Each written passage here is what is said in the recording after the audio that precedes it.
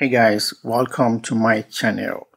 In today's video, I want to show you how to troubleshoot a Schlage Keypad Lock that's not unlocking from the outside like this one. So here's my Schlage BE365 keypad did build and it's got the same issue.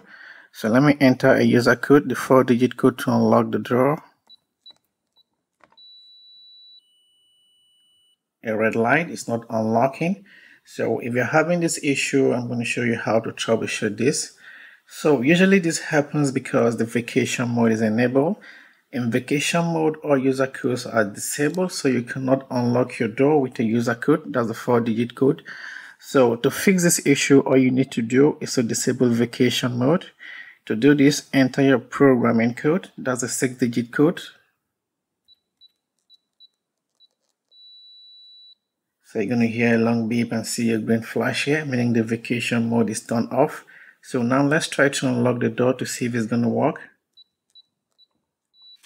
So you can see now it's unlocked, so you can unlock it. So this is how to fix this issue. You just need to turn off vacation mode and you can unlock your door from the outside. So thank you for watching. I hope this video was helpful. And if so, please give me a thumbs up and subscribe to this channel for more videos like this.